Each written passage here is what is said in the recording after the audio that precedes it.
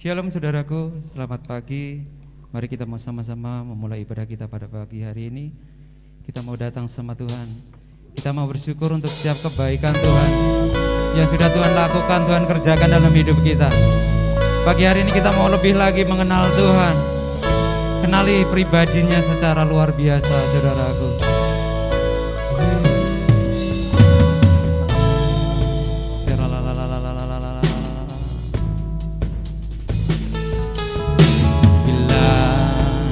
Ku buka mataku dan lihat wajah-Mu, kami terkagum Tuhan.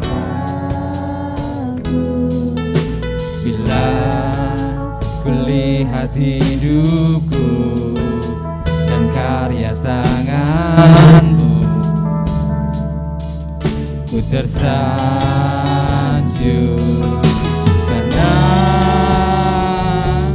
Semua yang baik dalam hidupku, itulah karya-Mu.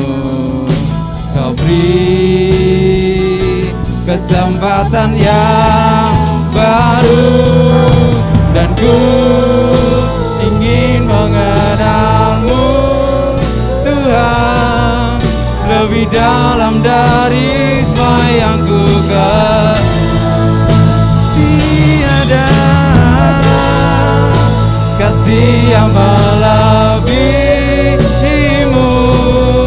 Ku ada untuk menjadi penyembah-Mu. Kita mau lebih sungguh lagi datang sama Tuhan. Bila ku buka mataku dan lihat wajah-Mu, ku terkagum. Bila ku lihat hidupku dan karya tangan-Mu, ku tersanjung. Karena semua yang baik dalam hidupku, itulah karya-Mu. Kau beri kesempatan yang baru, dan ku ingin mengenal-Mu Tuhan lebih dalam dari semua yang ku kenal. Tiada kasih yang melebihi-Mu. Ku ada untuk menjadi penyembah-Mu, dan ku ingin mengenal-Mu Tuhan lebih dalam dari semua yang ku kenal. Tiada kasih yang melebihi-Mu. Ku ada untuk menjadi penyembah-Mu. Sekali lagi saudaraku, dan ku ingin mengenal-Mu Tuhan lebih dalam dari semua yang ku kenal. Tiada kasih yang melebihi-Mu. Ku ada untuk menjadi penyembah-Mu.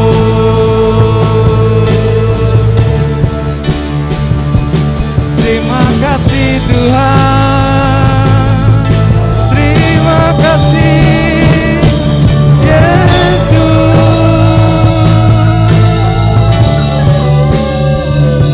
Kami mau jadi penyembah-penyembah-Mu.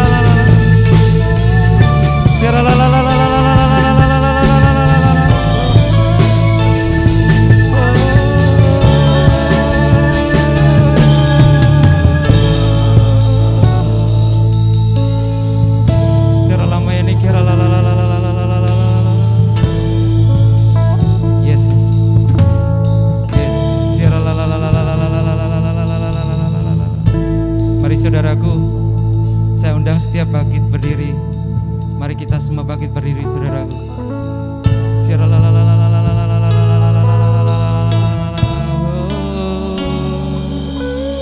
Dan ku ingin mengenal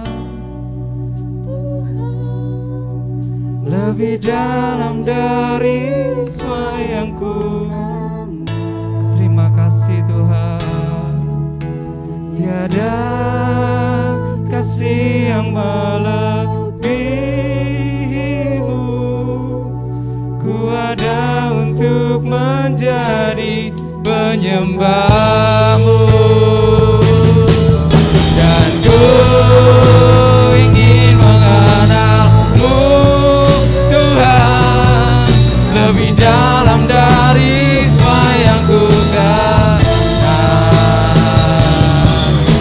Tiada kasih yang melebihimu. Ku ada untuk menjadi penyembahmu.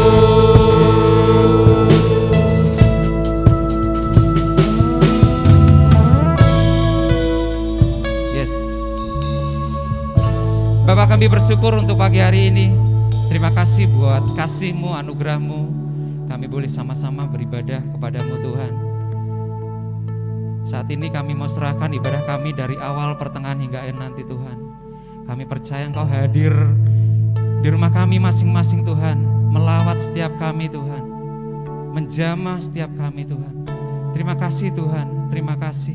Kami mau serahkan ibadah kami pagi hari ini ke dalam tangan kuasa-Mu Tuhan. Terima kasih Tuhan Yesus, terima kasih. Sekali lagi kami serahkan ibadah kami pagi hari ini di dalam nama Tuhan Yesus Kristus.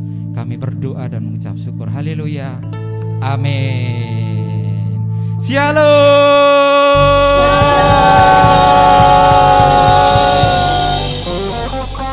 Saya ingin tanya kabar setiap saudara, ya. Ketika nanti saya tanya, Yesus dahsyat, saudara jawab, aku hebat. Ketika saya bertanya, saya dahsyat, Yesus hebat. Oke? Kebalikannya ya saudaraku. Yesus dahsyat, Aku hebat. aku hebat. Yesus dahsyat. Dan ini aku anak hebat.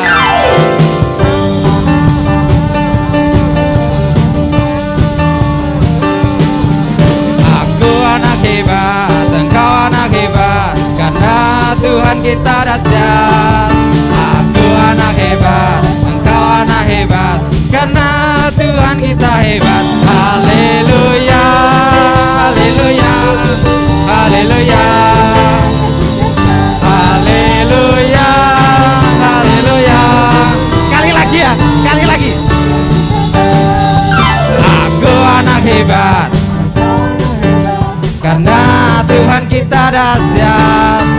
Aku anak hebat, engkau anak hebat, karena Tuhan kita hebat. Haleluya, haleluya, haleluya, haleluya.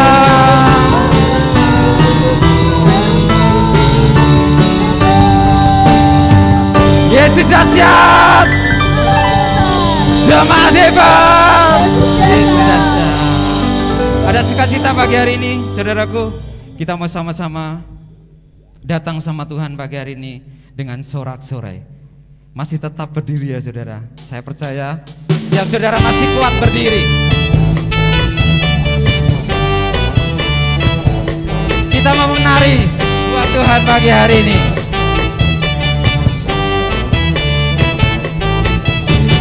Datang pada Tuhan dengan sorak-sorai. Hey! Datang pada Tuhan dengan nyanyian syukur. Sebab Dia Raja, Dia Tuhan, Allah yang berkuasa. Kemuliaan hanya bagi Dia. Kita mau datang sama Tuhan. Datang pada Tuhan dengan sorak-sorai. Datang pada Tuhan dengan nyanyian syukur. Sebab Dia Raja, ya Tuhan, Allah yang berkuasa, kemuliaan hanya bagi Dia. Ku mau beri korban syukur padanya setiap waktu. Ku mau memuji Tuhan selalu seumur hidupku. Ku mau bersorak-sorai, hei, dan menari di hadapannya. Umatnya bersyukur. Sekali lagi saudaraku. Datang pada Tuhan dengan sorak-sorai.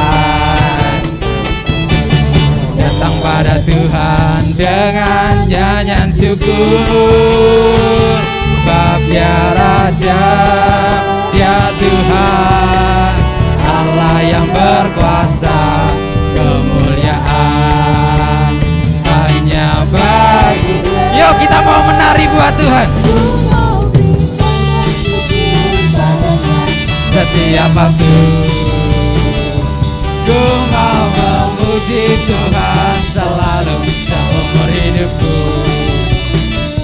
Ku mau bersorak-sorai, hei, dan menari di hadapannya. Umatnya bersuka, umatnya bersuka.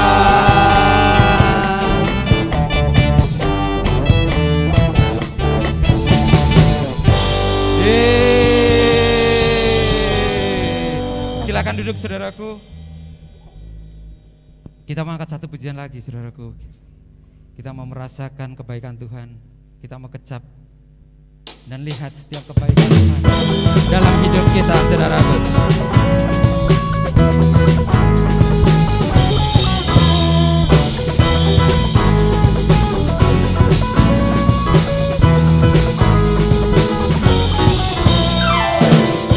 Kecaplah dan lihatlah betapa baiknya Tuhan itu.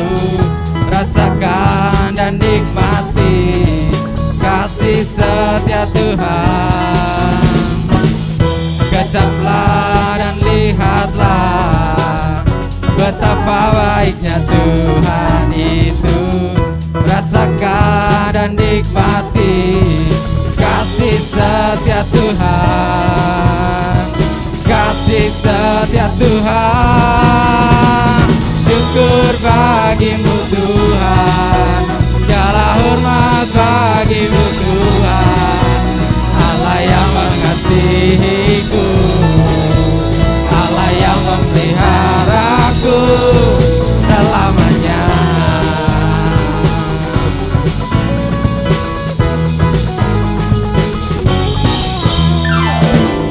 Kecaplah dan lihatlah betapa baiknya Tuhan itu. Rasakan dan nikmati kasih setia Tuhan. Kecaplah dan lihatlah betapa baiknya Tuhan itu. Kasih setia Tuhan, kasih setia Tuhan. Syukur bagimu Tuhan, segala hormat bagimu Tuhan. Allah yang mengasihiku, Allah yang memeliharaku. Syukur bagimu Tuhan, segala hormat bagimu Tuhan. Allah yang mengasihiku, Allah yang memeliharaku selamanya.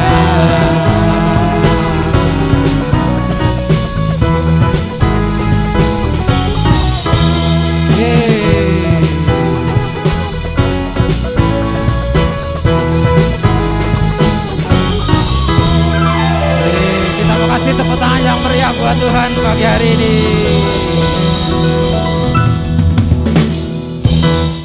Mari saudaraku, kita mau lebih lagi menyiapkan hati kita, pikiran kita, seluruh hidup kita untuk kita mendengar kebenaran firman Tuhan. Siara lama ya nih, kiara lawa ya si kiara lama. Siara lala.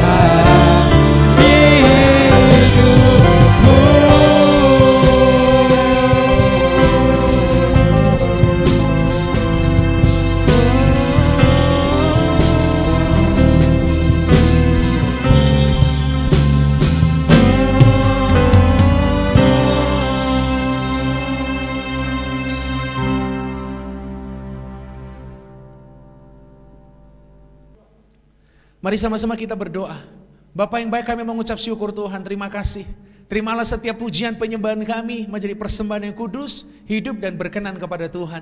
Dan sebentar kami rindu mendengar firman kebenaran. Tuhan berbicara kepada kami seperti Bapa sedang berbicara kepada anaknya. Ajar apa yang kami perlu tahu ya Tuhan. Buat kami mengerti jalan-jalan-Mu. Tegur kalau kami salah, karena itu tandanya Tuhan mengasihi kami. Terima kasih Bapa, kami percaya lewat kebenaran-Mu kami pasti diberkati oleh Tuhan. Kami siap terima kebenaran-Mu. Kami percaya pengurapan Allah ada atas kami yang mendengar maupun yang menyampaikannya. Di dalam nama Tuhan Yesus kami berdoa, mengucap syukur dan menyambut kebenaran-Mu. Semua yang siap dengar firman Tuhan katakan bersama, amin. Puji nama Tuhan, shalom. Sekali lagi saudara, shalom. Yang percaya hari ini pasti diberkati Tuhan, hari ini pasti dilawat oleh Tuhan, hari ini pasti dipuaskan oleh Tuhan. Sama-sama katakan amin. Haleluya, Tuhan Yesus sangat baik. Sekalipun kita masih di rumah, saya percaya di rumah kita masing-masing Tuhan memberkati kita. Nah, hari ini saudaraku, saya rindu membagikan satu kebenaran firman Tuhan dengan judul evaluasi. Nanti saudara akan tahu kenapa saya kasih judul evaluasi. Tetapi mari, sebelum kita buka ayat, kita coba jawab satu pertanyaan ini dulu. Pernahkah kita mencoba hari-hari ini, ya, hari-hari belakangan ini atau waktu-waktu ini ketika kita melewati pandemi dan sebagainya, pernahkah kita mencoba untuk mengevaluasi bagaimana kondisi kita? Tentu saja saudara, bukan kondisi jasmani, tetapi kondisi rohani kita. Bagaimana kondisi kasih kita kepada Tuhan hari-hari ini, naik atau turun? Bagaimana kondisi cinta kita kepada Tuhan, naik atau turun? Bagaimana kondisi semangat kita untuk Tuhan, naik atau turun? Bagaimana kondisi pelayanan kita kepada Tuhan, semakin dahsyat atau justru semakin tidak dahsyat? Pernahkah kita coba untuk mengevaluasi bagaimana kondisi kita secara jujur, secara rendah hati? Oh, kondisiku begini, oh begini, oh ini yang terjadi kepadaku dan sebagainya. Nah, coba mari sama-sama. Ayat yang berikut ini atau yang sebentar kita baca merupakan ayat yang membuat akhirnya firman Tuhan ini disampaikan kepada saudara. Coba lihat ayat ini. Roma pasal 10 ayat 1 sampai ayat yang kedua. Ketika saya membaca ini, hati saya kaget. Dan dari sini Roh Kudus mengajar, dan hari ini coba saya rindu bagikan kepada saudara. Buka hati dan pikiran saudara dan biarkan Roh Kudus menguasai kita. Roma pasal 10 ayat 1 sampai 2 berkata begini. Saudara-saudara, kata Paulus, keinginan hatiku dan doaku kepada Tuhan ialah supaya mereka diselamatkan. Jadi Paulus sedang berdoa untuk satu golongan jemaat dan berkata, aku berdoa supaya mereka selamat. Kenapa saudara-saudara? Karena ayat 2 berkata begini, sebab aku dapat memberi kesaksian tentang mereka bahwa ini, perhatikan ini, mereka sungguh-sungguh giat untuk Allah. Sama-sama katakan sungguh-sungguh giat. Tetapi, nah ini yang gak enak. Paulus berkata, mereka sungguh-sungguh giat tetapi tanpa pengertian yang benar. Saya ulang sekali lagi, coba saudara perhatikan. Paulus berdoa sungguh-sungguh. Paulus rindu mereka selamat. Siapa mereka ini? Orang yang giat untuk Tuhan, sungguh-sungguh giat untuk Allah, kata Paulus. Tetapi masalahnya mereka tidak punya pengertian yang benar. Saya harap firman Tuhan ini menyindir dan menyinggung dan membuat kita sadar sama-sama. Jangan-jangan kita adalah golongan orang yang seperti ini. Coba kita lihat ya, apa itu kata giat? Kata giat dalam bahasa Yunani pakai kata itu, saudara, zelos. Nah, apa itu zelos? Arti pertama dari zelos adalah itu, sangat bergairah atau berapi-api. Jadi coba saudara dengar, Paulus sedang berkata begini, aku dapat memberi kesaksian, aku bisa ceritakan kepada kamu tentang golongan jemaat ini. Bagaimana mereka? Mereka itu kalau sama Allah, sama Tuhan, semangatnya luar biasa, berapi-apinya luar biasa, tapi mereka tidak punya pengertian yang benar. Bukankah saudara dan saya percaya kita semua adalah orang yang berapi-api untuk Tuhan. Orang yang bersemangat, bergairah kalau melayani Tuhan. Semua kegiatan saudara ikut, semua pelayanan saudara terlibat, semua doa saudara ikut. Pertanyaan besarnya begini, bukan gairahnya atau berapi-apinya. Pertanyaan besarnya buat kita adalah, apakah kita punya pengertian yang benar? Yang kedua, arti dari zelos adalah itu tuh, coba saudara lihat. Sangat bersemangat. Makanya dalam BIMK Paulus tulis begini, saya berani mengatakan bahwa mereka bersemangat sekali mengabdi kepada Allah. Coba saudara perhatikan itu. Mereka sangat bersemangat sekali mengabdi kepada Allah. Tapi masalahnya adalah Paulus berkata, mereka tidak punya pengertian yang benar. Kan ini yang perlu kita evaluasi saudara-saudara. Ini yang perlu coba kita renungkan sama-sama. Hari-hari ini ketika kita bersemangat untuk Tuhan. Hari-hari ini ketika kita melakukan semua pelayanan kita untuk Tuhan. Ketika kita mengerjakan apa yang kita kerjakan untuk Tuhan. Pertanyaan besarnya begini. Apakah kita punya pengertian yang benar tentang Allah? Kita punya nggak pengertian tentang apa yang sedang kita lakukan? Kita punya nggak pengertian tentang siapa Dia? Siapa Allah yang sedang kita layani? Karena kalau kita tidak punya, doa Paulus cuma begini. Moga-moga ya mereka selamat. Karena kan dalam bahasa yang lebih sederhana begini saudara. Semua semangatnya, semua gairahnya, semua pengabdiannya sia-sia. Kenapa? Gak punya pengertian yang benar tentang Allah. Kan itu yang menjadi sebuah masalah yang harus kita sama-sama perhatikan dan harus sama-sama kita lihat dalam kehidupan kita. Arti ketiga dari zelos adalah itu saudara, sangat membela. Jadi dalam terjemahan yang sederhana Paulus bicara begini, mereka itu orang yang sangat membela Tuhan, tetapi tidak punya pengertian yang benar. Coba mari kita cek hidup kita dulu. Tenang dulu sampai sini, berhenti dulu. Mari coba kita nilai. Bukankah kita orang yang sangat bergairah untuk Tuhan? Bukankah kita orang yang sangat bersemangat kalau untuk Tuhan? Semua saudara berani lakukan dan rela lakukan untuk Tuhan. Bukankah kita orang yang sangat membela Tuhan? Kita nggak terima kalau agama atau kepercayaan kita atau Tuhan kita disinggung sama orang. Kita nggak terima kalau Tuhan kita dianggap nggak bener sama orang. Tapi pertanyaan besarnya, evaluasi besarnya buat kita adalah begini. Punya nggak kita pengertian yang benar tentang apa yang sekarang sedang kita jalani? Nah, sekarang pertanyaannya kan begini. Apa itu pengertian yang benar? Dalam bahasa Yunani menggunakan satu kata, saudara-saudara, yaitu ini tuh. Epignosis. Epignosis. Arti pertama adalah pengertian yang tidak melenceng.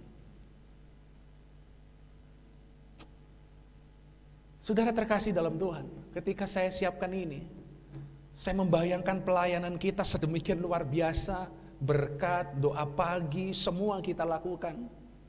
Lalu sampai di satu titik saya merenung begini, semua yang kita lakukan itu akan sia-sia kalau kita tidak punya pengertian yang benar. Semua yang kita lakukan itu gak ada manfaatnya, tidak berguna. Kalau ternyata di hadapan Tuhan kita tidak punya pengertian yang benar, tidak punya epignosis ini, saudara-saudara. Coba kita pelajari. Epignosis yang pertama adalah pengertian yang tidak melenceng. Saya tulis begini, melenceng itu justru sangat berbahaya. Kenapa melenceng itu sangat berbahaya? Karena orang kalau melenceng atau bahasa lainnya mencong itu ya, saudara-saudara ya. Mereka merasa jalannya lurus, mereka merasa jalannya baik-baik saja. Tapi orang yang melenceng itu lama-lama nyasar. Maka saya tulis begini, mereka orang-orang yang melenceng ini sangat berbahaya karena merasa benar padahal nyasar. Merasa benar padahal nyasar. Nah, ini kan menjadi sebuah masalah untuk kita. Pertanyaan besar buat kita hari ini, bagaimana jalan kehidupan kita? Melenceng atau enggak? Nah, yang sangat berbahaya dari melenceng itu merasa jalannya lurus, padahal lama-lama makin jauh, makin nyasar dari hadapan Tuhan. Yang kedua, arti dari epignosis adalah itu, moral yang benar. Saudara terkasih dalam Tuhan, kebenaran itu pasti bermoral. Maka saya tulis begini, kalau ada pengertian yang membuat kita tidak bermoral, segera tinggalkan. Kalau ada orang yang mengajar saudara untuk cuek kepada anakmu demi melayani Tuhan, cuek kepada keluargamu demi berdoa, tinggalkan pengajaran itu. Karena nggak mungkin Tuhan suruh kita cuekin anak kita atau keluarga kita. Konsep gini, ikut Tuhan kan suruh meninggalkan keluarga. Baca dulu baik-baik, pelajari dulu baik-baik. Apa maksud Yesus? Kalau kau mau ikut aku, kau tinggalkan keluargamu. Pelajari dulu. Tapi saudara perlu tahu, yang dimaksud epignosis adalah sesuatu yang bermoral. Kalau ada orang yang mengajar saudara untuk melakukan sesuatu yang tidak bermoral atas nama Alkitab, pesan saya tinggalkan. Hari ini kita coba ya, biarkan Roh Kudus mengevaluasi kita, mengajar kita. Kalaupun kita tersinggung ya enggak apa-apa, tapi biarkan firman Tuhan mengubah cara pandang dan cara hidup kita, saudara-saudara. Yang pertama coba jawab, bermoral enggak hidup yang sedang kita jalani? Atau sebenarnya hidup kita sedang tidak bermoral? Nah, epignosis yang ketiga artinya adalah ini, pengertian yang diakui. Nah, yang diakui itu saudara tentu saja adalah sesuai standar Alkitab. Jadi firman Tuhan sedang bilang begini, Paulus melihat ada golongan orang yang semangat sekali buat Tuhan, yang zelos untuk Tuhan, berapi-api untuk Tuhan, bergairah untuk Tuhan, membela Tuhan mati-matian. Tapi mereka begini saudara, gak punya standar atau pengertian yang sesuai standar Alkitab. Pengertian mereka hanya sebatas standar moral manusia, bukan standar moral Alkitab. Nah, ini yang sangat berbahaya. Coba saudara perhatikan di sini. Epignosis itu harus Alkitabiah. Nah, saya nggak tahu kenapa ketika saya siapkan ini Roh Kudus ingatkan begini. Kasih tahu kepada jemaat, yang Alkitabiah itu bukan hanya tertulis di Alkitab, tetapi Alkitab itu harus dipahami dengan benar. Coba saudara perhatikan, yang dimaksud Alkitabiah adalah Alkitab dipahami dengan benar. Karena banyak orang pinter cuplik atau pinter ambil ayat Alkitab, banyak sekali orang pinter ambil ayat Alkitab, tapi tidak diteliti dengan benar, tidak disampaikan sesuai dengan konteksnya, tidak diajarkan sesuai dengan maksud sebenarnya di Alkitab itu. Nah, ini yang berbahaya. Ini yang disebut Alkitab atau disebut Paulus begini, nggak punya pengertian yang benar, sehingga semua semangatmu, semua gairahmu, semua pembelaanmu nggak ada gunanya, sia-sia. Karena kita seperti begini, giat untuk Allah, tapi tanpa pengertian yang benar. Coba saudara, mari sama-sama. Firman Tuhan ini tegas sekali. Mereka melakukan apapun kata Paulus, zelos, orang yang berapi-api, orang yang bersemangat, orang yang membela. Tapi ternyata tanpa disadari jalannya melenceng. Tanpa disadari mereka melakukan hal-hal yang amoral, tidak bermoral, mengatasnamakan kebenaran. Kalau ada pengajaran yang menyuruh saudara kurang ajar sama orang tuamu, tinggalkan itu. Nggak benar itu. Kalau ada pengajaran yang mengajarkan sesuatu yang tidak bermoral, itu bukan epignosis atau pengertian yang benar.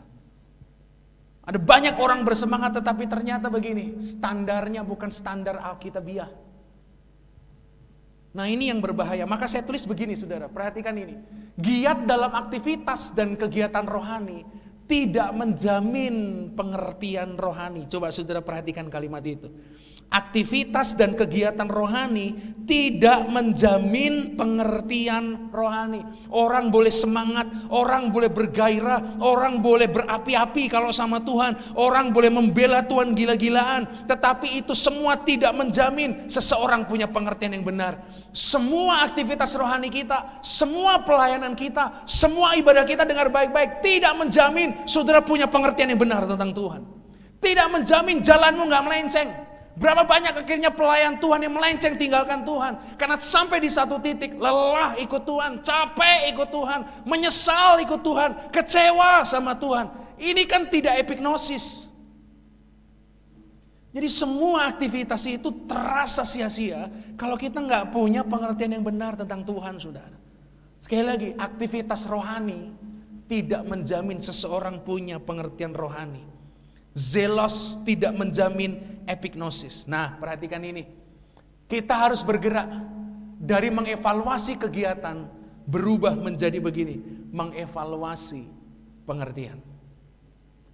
Mengevaluasi pengertian. Bukan hanya mengevaluasi kegiatan. Coba begini, coba renungkan dulu. Kita harus bergerak dari begini. Jangan menghitung berapa kali seminggu saudara mendengar firman. Setiap hari saudara dengar firman. Di gereja ini ada good morning setiap pagi, sudah sampai episode 23.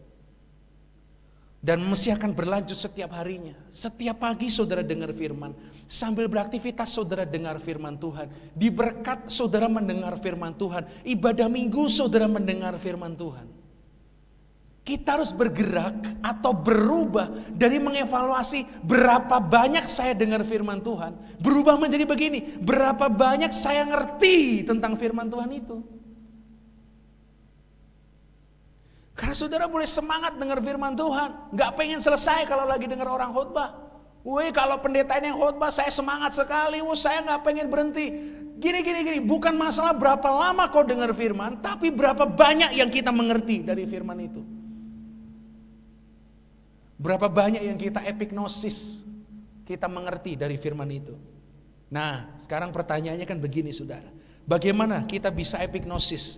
Bagaimana caranya kita bisa punya pengertian yang benar, pengertian yang tidak melenceng, pengertian yang sesuai moral yang benar, pengertian yang diakui. Bagaimana caranya kita bisa epignosis? Kita lebih dalam lagi saudara ya. Kita buka Efesus pasal 5 ayat yang ke-17. Efesus pasal 5 ayat ke-17. Saudara perhatikan ini. Kalimat ini berkata, firman Tuhan berkata, sebab itu janganlah kamu bodoh, tetapi usahakanlah supaya, firman Tuhan bilang, kamu mengerti kehendak Tuhan. Jadi coba gini. Saya ulang sebentar saudara ya. Paulus melihat ada golongan orang yang zelos, semangatnya luar biasa buat Tuhan, tetapi mereka miris, kasihan. Kenapa? Semangatnya tidak dibarengi dengan pengertian yang benar. Jadi mereka justru melakukan hal-hal yang melenceng. Mereka justru melakukan hal-hal yang tidak bermoral. Mereka justru saudara-saudara melakukan sesuatu yang tidak standar Alkitabiah. Nah, ini caranya supaya kita punya pengertian yang benar tentang firman Tuhan. Punya epignosis. Efesus bilang begini, usahakanlah supaya kamu mengerti kehendak Tuhan. Kalau kita mau punya pengertian, kita harus mengerti. Orang mengerti punya pengertian. Karena pengertian tanpa mengerti bukanlah sebuah pengertian. Coba tuh, jangan suruh saya ulangi saudara ya. Untuk bisa punya pengertian kita perlu mengerti. Orang mengerti punya pengertian, orang punya pengertian berarti dia mengerti. Kalau kita tidak mengerti berarti kita tidak punya pengertian. Dan kalau kita tidak punya pengertian itu tandanya kita bukan orang yang mengerti. Amin. Coba sekali lagi. Kalau kita mau punya pengertian, kita perlu mengerti. Maka firman Tuhan bilang begini, usahakanlah supaya kamu mengerti kehendak Tuhan. Nah, kata mengerti di situ pakai kata itu saudara-saudara, suniemi. Saya pernah jelaskan tentang suniemi, tapi saya coba pelajari lebih dalam lagi tentang kata ini. Maka hari ini saya bagikan kepada saudara, apa itu suniemi? Kata mengerti atau suniemi arti pertama adalah menyatukan. Jadi firman Tuhan, Paulus sedang berkata begini, jangan kamu bodoh, usahakan supaya kamu bisa menyatukan kehendak Tuhan. Nah, apa yang perlu disatukan? Saya kasih rumus di sini saudara-saudara, ini seperti rumus kimia. Saya ingat dulu kalau kimia ada H2O, CO2, nah ini firman Tuhan punya ini. Rumus PK P3K2, nah itu dia. Susah amat rumusnya. Rumusnya adalah P3K2. Memang kimia itu susah sekali saudara ya. Saya nggak ingat apa-apa tentang kimia selain O2 itu oksigen, CO2 karbon dioksida. Udah lain itu saya nggak ingat apa-apa. Nah, apa yang perlu disatukan? Ingat selalu rumus P3K2. Apa itu? Menyatukan. P pertama adalah peristiwa. P kedua adalah pemikiran kita. P ketiga adalah perasaan kita.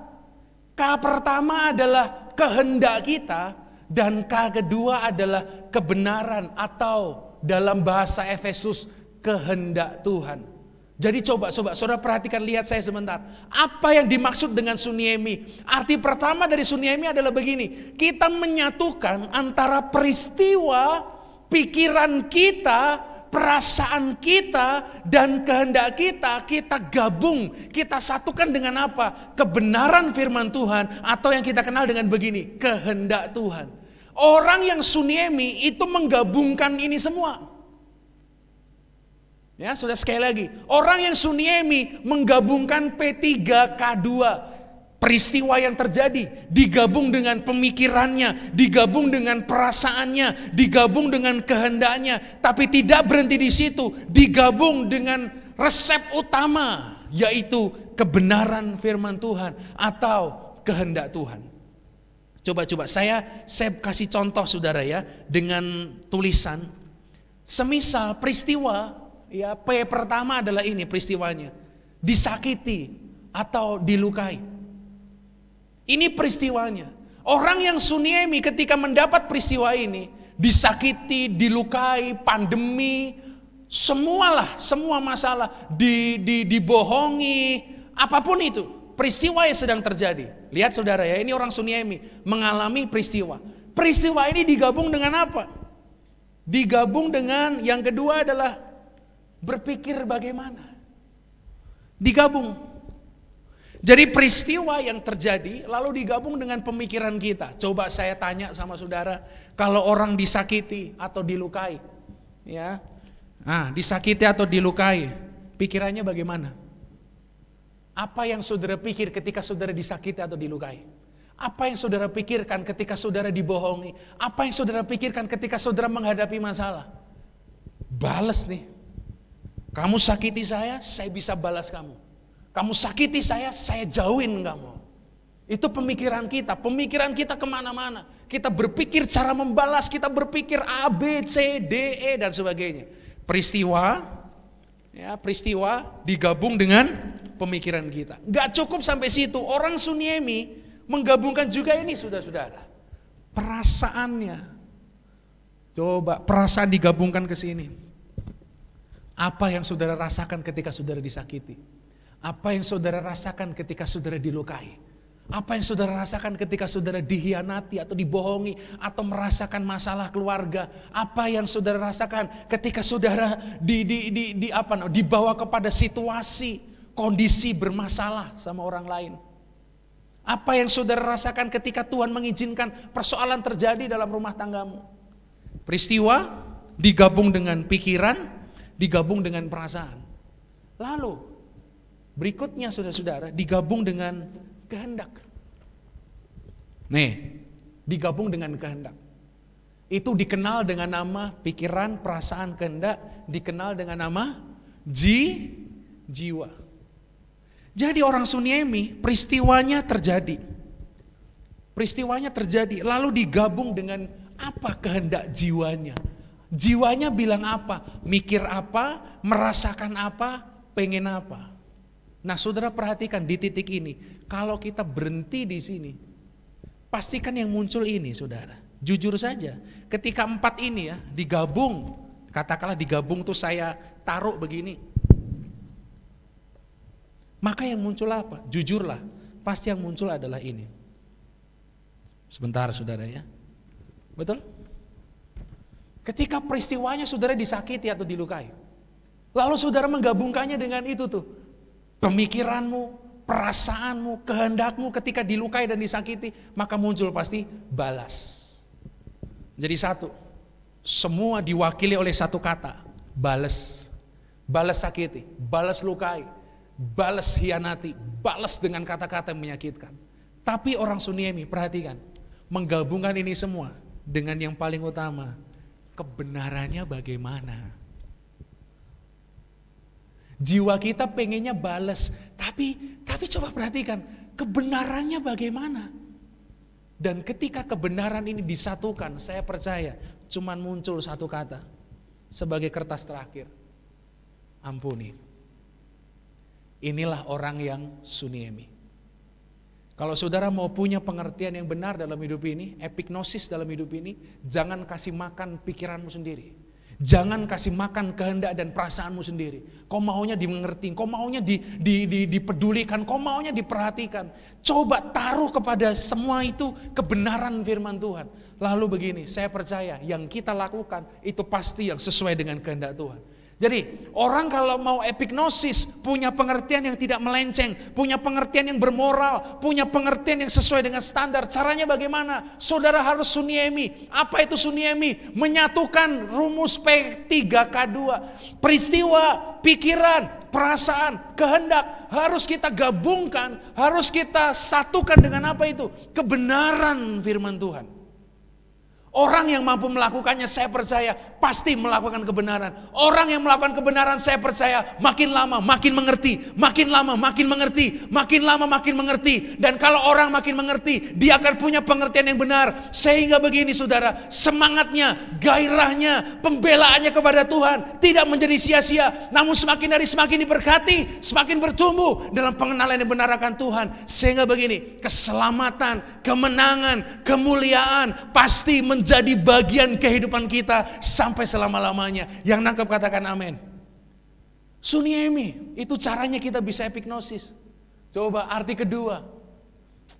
Suniemi itu arti kedua adalah itu saudara, mempraktekkan. Jadi orang yang suniemi bukanlah orang yang hanya teori. Bukan orang jago teori, tapi jago praktek. Siapa bilang, wah kalau mau ngerti kehendak Tuhan, itu berarti harus sekolah pendeta dulu ya Pak? Enggak. Harus sekolah STT dulu? Enggak. Harus S3 dulu ya Pak ya? Enggak. Saudara punya guru namanya Roh Kudus, nanti kita lihat di belakang. Saudara punya guru pribadi namanya Roh Kudus. Pertanyaannya begini, mau nggak suniemi? Mau nggak menggabungkan dengan kebenaran? Karena orang kebanyakan nggak mau. Pengennya balas begitu ketemu dengan realita kebenaran. Kebenaran bilang begini, ampuni. Itu bertentangan dengan daging. Nah ketika kita bertentangan dengan daging, kita nggak pengen melakukan kebenaran. Orang yang begitu, saudara firman Tuhan berkata begini, punya semangat, dia zelos, tapi nggak punya epignosis atau pengertian yang benar tentang Tuhan. Sehingga begini, katanya pelayanan, tapi disakiti, bales. Katanya pelayanan, tapi orang tidak suka sama dia ganti tidak suka sama orang. Ini pelayan macam apa? Coba kita evaluasi lagi. Pelayan macam apa yang melayani Tuhan di hari Minggu, teriak haleluya di hari Minggu, tapi Senin sampai Sabtu dari mulut yang sama keluar perkataan kotor. Kenapa bisa begitu? Orang tidak mau suniemi. Pengennya ikut daging. Daging dan kebenaran selalu bertentangan. Kalau kita ikut daging, melenceng jalan kita. Kita nggak bermoral. Kita nggak sesuai standar yang diakui. Tapi kalau kita mau menggabungkan semua, membungkus semua dengan kebenaran. Coba, cara hidup kita pasti beda. Di gereja haleluya, di luar gereja di rumah, kita pasti memberkati orang-orang kok. Orang boleh sakiti kita, tapi kita nggak pernah sakiti orang. Orang boleh hianati kita, tapi kita mengasihi mereka. Nah orang yang begini adalah orang yang zelos, tapi punya epignosis. Halo, kita berubah sama-sama saudara. Sekali lagi, bagaimana caranya kita bisa epignosis? Suniemi. Jangan sampai di luar kita terkenal sebagai orang dugal kalau bahasa Jawanya. Di dalam kayaknya pelayanan orang cuma elah, singer, WL. Di luar itu hidupmu hancur, hidupmu kacau. Loh ini kan yang jadi masalah. Coba kita evaluasi lagi. Michael yang singer sama nggak dengan Michael di luar sana? Michael yang angkat tangan haleluya ke Tuhan sama nggak dengan Michael yang ketika dengan teman-teman di rumahnya? Kan ini yang harus kita sama-sama perhatikan. Oke, nah coba saudara perhatikan ini. Seberapa penting epignosis atau pengertian itu? Coba kita lihat saudara, ada dua hal ya. Seberapa penting sebenarnya epignosis itu? Yang pertama, coba lihat ayat ini. Kisah Rasul 8 ayat 30 sampai 31, 36 sampai 37. Kisah Rasul fase 8, kita lihat ayat 30 dulu. Firman Tuhan bilang begini. Filipus segera pergi ke situ dan mendengar sida-sida itu sedang membaca kitab Nabi Yesaya. Sama-sama katakan membaca. Ini kan berarti orang sedang baca Alkitab, saudara. Ini orang sedang membaca firman Tuhan. Tapi kata Filipus begini, mengertikah Tuhan apa yang Tuhan baca itu? Coba, berarti kan begini, sebelum kita lanjut ke ayat berikutnya ya. Evaluasi kita bukan lagi begini, sudah baca Alkitab apa belum? Tapi evaluasi kita harus naik level. Evaluasi kita harus step ahead, satu langkah di depannya. Kita nggak lagi mengevaluasi begini, sudah baca Alkitab belum? Sida-sida ini juga baca Alkitab. Dia baca kitab Nabi Yesaya. Tapi pertanyaannya begini, sudah mengerti atau belum apa yang saudara baca? Firman Tuhan ini mengobrak-abrik hati saya loh saudara. Itu bahasa Jermannya ngodel-ngodel hati saya. Mau baca Alkitab berapa kali? Sehari mau berapa pasal? Tapi kita harus shifting dong, harus berubah, harus bergerak. Dari mengevaluasi begini, sudah baca apa belum? Berubah menjadi begini, sudah ngerti belum apa yang kau baca? Sudah merenungkannya apa belum? Membaca Alkitab, perhatikan kalimat ini. Membaca Alkitab bukan jadi kegiatan, namun jadi perenungan. Coba sama-sama di rumah saudara sama-sama baca kalimat ini ya. 2, 3. Membaca Alkitab bukan jadi kegiatan, namun perenungan. Ini yang perlu kita evaluasi ulang. Apakah kita sudah ngerti atau belum? Sudah merenungkan firman Tuhan atau belum? Nih, saya tulis begini saudara ya. Jangan bangga, di catatan saya tulis, jangan bangga kita selesai baca Alkitab. Tapi banggalah kalau kita mampu merenungkan isi Alkitab. Jangan bangga kita selesai baca Alkitab. Tapi banggalah kalau kita bisa begini saudara, menghidupi, merenungkan firman itu. Sehingga kita tahu firman bicara apa buat kita. Orang kuat baca, tapi merenungkan itu perlu sesuatu yang lebih. Nah, sekarang kita lihat apa fungsinya. Ayat 31, 36 sampai 37. Jawabnya, bagaimana aku dapat mengerti kalau tidak ada yang membimbing aku? Lalu ia meminta Filipus naik dan duduk di sampingnya. Mereka melanjutkan perjalanan mereka, perhatikan saudara, dan tiba di suatu tempat yang ada air. Lalu kata sida-sida itu, lihat, di situ ada air. Apa halangannya jika aku dibaptis? Ayat 37 sahut Filipus, jika Tuhan percaya dengan segenap hati, boleh. Nah, perhatikan kalimat ini saudara. Jawabnya, aku percaya bahwa Yesus Kristus adalah anak Allah. Coba mari kita ulangi. Sida-sida ini baca kitab Nabi Yesaya tapi nggak ngerti. Makanya Filipus tanya, ngerti nggak? Enggak dong. Gimana caranya aku ngerti kalau aku nggak ada yang bimbing? Lalu ayat 32 sampai 35 nanti saudara baca. Filipus mulai jelaskan dan sampaikan Injil tentang Yesus. Apa yang terjadi saudara? Setelah sida-sida ini, bukan hanya membaca, perhatikan, bukan hanya membaca, namun punya pengertian, punya epignosis. Apa yang terjadi? Dia berkata, apa halangannya aku dibaptis? Filipus bilang, kalau percaya boleh. Coba perhatikan apa yang dikatakan oleh sida-sida ini.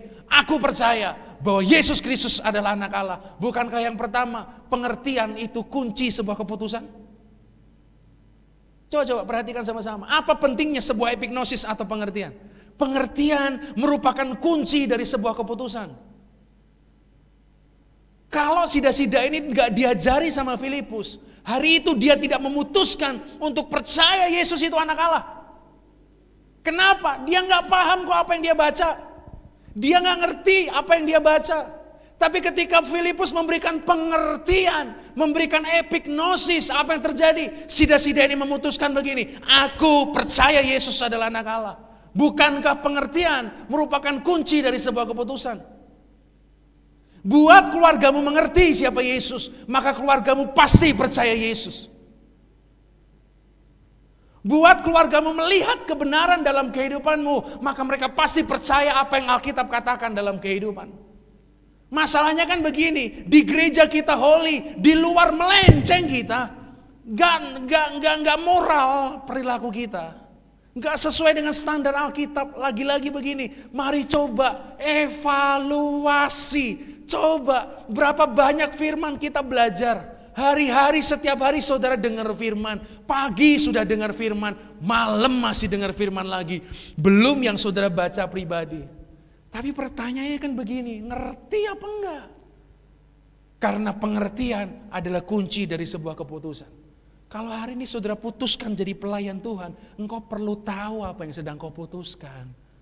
Saudara perlu tahu apa itu pelayanan. Ini bukan sekedar tugas, bukan sekedar dijadwal. Nah, orang kalau nggak tahu apa itu pelayanan, kan pelayanannya jadi melenceng.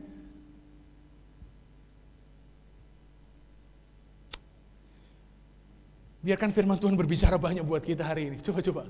Keputusan yang didasarkan pada pengertian akan jadi keputusan terbaik dalam segala keadaan. Kenapa? Coba saudara perlu tahu, kenapa kita kalau mau memutuskan itu harus ngerti dulu. Kenapa kalau kita mau memutuskan harus ngerti dulu. Roma 14:12 bilang begini, setiap orang di antara kita akan memberi pertanggungan jawab tentang dirinya kepada Allah. Kenapa kalau kita memutuskan perlu punya pengertian yang benar? Firman Tuhan bilang suatu hari nanti saudara harus memberi pertanggungan jawab. Setiap keputusan kita, setiap tindakan kita, setiap perbuatan kita akan kita pertanggungjawabkan di hadapan Tuhan. Maka hari ini putuskan begini, hari ini pahami begini. Kalau aku memutuskan sesuatu itu karena aku mengerti. Dan untuk bisa mengerti, Suniemi. Ingat rumusnya? P3K2. Peristiwa, pikiran, perasaan, kehendak digabung menjadi satu dengan kebenaran. Lalu lakukan. Yang nangkep kata Suniemi sama-sama tulis di kolom komentar. Saya mau Suniemi. Saya kasih waktu, tulis. Saya mau Suniemi. Ini nih, pengertian itu merupakan kunci dari keputusan. Perhatikan kalimat ini, keputusan yang salah dapat menjadi sebuah musibah. Tapi keputusan yang tepat harus didasari dengan pengertian yang tepat. Oke, jadi apa manfaat atau seberapa penting pengertian? Yang pertama, pengertian itu merupakan kunci dari sebuah keputusan. Yang kedua, coba kita lihat saudara ya, apa fungsi atau pentingnya sebuah pengertian? Matius pasal 13 ayat 19 dan ayat 23. Firman Tuhan berkata begini, perhatikan sungguh-sungguh. Matius 13 ayat 19. Kepada setiap orang yang mendengar firman tentang kerajaan surga, tetapi apa saudara? Tidak mengertinya, nggak suniemi. Kalau orang nggak suniemi, nggak punya epignosis. Kalau nggak punya epignosis, coba lihat ini. Datanglah si jahat dan merampas yang ditaburkan dalam hati orang itu. Itulah benih yang ditaburkan di pinggir jalan. Sekarang lihat ayat 23. Yang ditaburkan di tanah yang baik ialah orang yang mendengar firman itu. Dan, coba sama-sama bilang di rumahmu, dan mengerti. Dan karena itu apa saudara-saudara? Itu apa itu? Karena mengerti. Ia berbuah, ada yang 100 kali lipat, ada yang 60 kali lipat, ada yang 30 kali lipat. Maka pahami gini. Mulai hari ini, bukankah pengertian itu kunci dari berbuah? Bagaimana mungkin firman berbuah dalam hidup saudara kalau saudara nggak paham apa yang saudara baca atau dengar? Padahal Tuhan cari buahnya. Tuhan nggak cari pertumbuhannya. Betul saudara bertumbuh dalam mendengar firman. Kalau dulu 10 menit udah pengen selesai. Mungkin sekarang saudara kuat dengar firman 40 menit. Apalagi ini 6 minggu berturut-turut saudara dengar saya. Over 1 jam. Saudara betah, udah terbiasa betah. Coba gini, yang perlu kita evaluasi begini. Bukan berapa lama saudara mendengar, berapa banyak yang kau pahami. Supaya apa? Supaya ketika kita zelos, semangat untuk Tuhan, dibarengi dengan pengertian yang benar. Sehingga kehidupan kita bukan cuman pinter pelayanan di gereja, kita pinter dalam kehidupan di luar sana. Kunci dari berbuah itu pengertian. Firman Tuhan jelas bilang, gak ngerti maka diambil oleh si jahat. Ngerti berbuah. Nah, coba perhatikan kalimat ini. Mendengar tanpa mengerti adalah seperti pohon yang tertanam pada tanah kering. Gak akan pernah berbuah. Nah, saudara perhatikan ini ya. Tanpa pengertian, saya kasih istilah, jemaat akan menjadi jemaat yang tega tenan. Apa itu tega tenan? Perhatikan saudara ya, setelah dengar tinggal kenangan. Itu tega tenan. Setelah dengar tinggal kenangan. Maksudnya apa? Habis dengar firman Tuhan, itu tinggal kenangan firman Tuhan itu. Sudah dengar khotbah, sudah ngerti nggak? Enggak. Apa tadi yang dikhotbahkan? Enggak tahu. Miris kan saudara-saudara? Padahal pelayan Tuhan. Padahal kalau sama Tuhan semangatnya luar biasa. Cinta Tuhan gila-gilaan. Tapi enggak punya pengertian. Berapa banyak yang kayak gitu coba? Kita luar biasa mengikuti sesuatu tanpa tahu itu apa sebenarnya. Kan miris saudara-saudara, coba. Jangan sampai kita jadi jemaat yang tega tenan. Setelah dengar tinggal kenangan. Begitu dengar kita mengerti. Karena kita mengerti kita berbuah. Maka saya tulis begini. Buah 30, 60, 100 tidak tergantung pada taburannya. Tapi tergantung kepada apa? Level pengertiannya. Makin saudara mengerti, perhatikan, makin saudara mengerti firman Tuhan yang sama, benih yang sama, berbuah 30 kali lipat. Makin ngerti lagi, berbuah 60 kali lipat. Makin ngerti lagi, berbuah 100 kali lipat. Tergantung apa? Tergantung level pengertian kita. Maka hari ini pastikan gini, dengar firman Tuhan, aku mau suniemi. Apa itu suniemi? Firman aku dengar, sekarang, keadaan, pikiran, perasaan, kehendakku, ku gabung jadi satu. Kutaruh, kusatukan dengan firman yang kudengar. Biar firman Tuhan menguasai kehidupanku. Dan firman inilah yang aku lakukan. Ketika pikiran, perasaan, kehendak kita pengennya bales, yang kita lakukan mengampuni. Yang nangkep sama-sama katakan amin. Wow, luar biasa sekali firman Tuhan. 30 kali lipat mengampuni. 60 kali lipat mengampuni lebih lagi. 100 kali lipat mengampuni lebih lagi. Makin saudara paham, makin saudara ngerti firman Tuhan, firman itu akan berbuah dalam kehidupan saudara. Nah sekarang saudara-saudaraku, kita masuk ke bagian yang lebih dalam. Apa saja beberapa hal yang perlu kita evaluasi? Ya saya hanya bawa 2 saja saudara. Apa yang perlu kita evaluasi sekarang? Apa yang hari-hari ini perlu kita evaluasi lagi? Benar enggak pengertian kita? Kita sudah ngerti atau kita cuma tahu, kita cuma dengar tapi nggak ngerti. Ingat saudara, tanpa epignosis, semua semangat kita, semua gairah kita, semua pembelaan kita, kok rasa-rasanya sia-sia. Nah supaya kita bisa epignosis, perlu suniemi. Kenapa kok pengertian itu penting? 1, epignosis kunci sebuah keputusan. 2, epignosis kunci dari berbuah. Makin ngerti, makin berbuah. Makin ngerti, keputusannya adalah keputusan yang benar. Sehingga ketika nanti, perhatikan saya saudara, ketika nanti kita berhadapan dengan Allah, kita bisa mempertanggungjawabkan semua perbuatan kita. Oke, nah sekarang hal-hal apa saja perlu kita evaluasi? Saya bawa tentang 2 saja saudara. Yang pertama, kita evaluasi lagi, apa itu hidup yang kekal? Coba kita cek lagi pengertian kita, benar enggak pengertian kita tentang apa yang disebut hidup yang kekal? Saya pernah sampaikan ini cukup lama, sudah sekitar 1 atau 2 tahun atau mungkin lebih. Saya pernah bawakan tentang apa itu hidup yang kekal.